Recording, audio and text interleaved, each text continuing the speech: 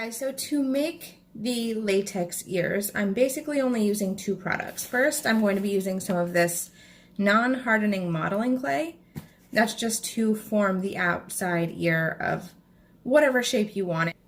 I'm also going to be using some liquid latex. When I make the ears, I do enjoy using this latex the best, this Maximum Impact latex.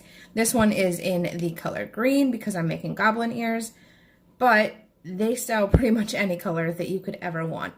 I like it for this because it's thick. You really only need 2 layers if you want to be safe. And then all you do is you take a bit of the clay out, and I just started by forming an ear shape, whatever shape you want it to be. This part, just make sure it is the thickness of your actual ear so that when it slides over, it's not going to be hanging off too much. You don't want it too much bigger than your actual ear. And then to make the indents, I just used the end of a makeup brush and I kind of rolled it down, smoothed it out, and that's basically it. Once I have this made, take my little container, and this is just something to hold it off the container a little bit because I don't want it to stick to this thing. And then using latex, I basically just dip my finger into the latex and run it through all of those grooves.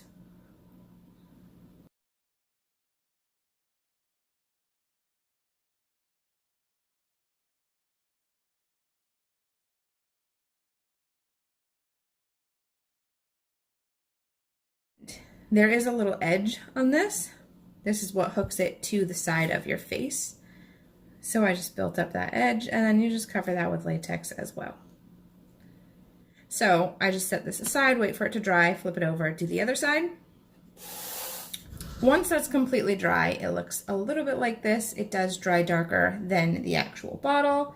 You can see this is what it looks like wet, and this is dry. So it does dry quite a bit darker. So even if you are using regular white latex and adding the colors that you want, just know that it is going to dry darker than it shows up in the actual latex. So once that's done, this is just baby powder. You just want to powder the entire thing.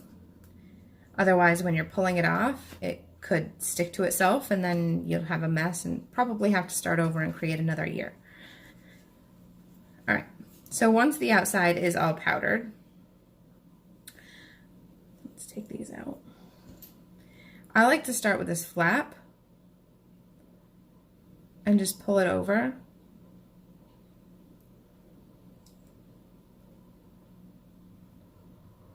Pull it apart, powder.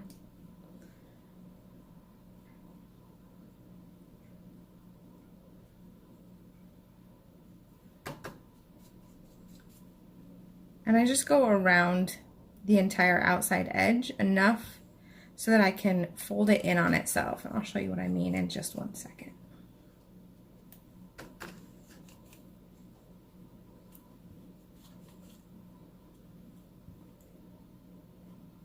So if you fold it over, kind of like you're inside outing a sock. And then as long as you've powdered as you went, it won't stick to itself yet. You just fold it over, powder around all of the edges, and then continue to slide it down.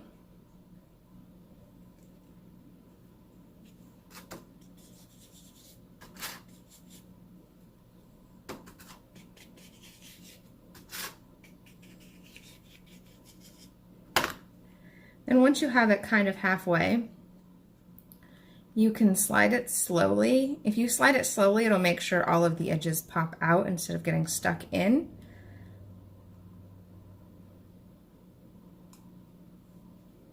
And then you have something like that, and then you just, well, I stick a finger in the inside so that it doesn't fold back in on itself as I'm powdering the edges.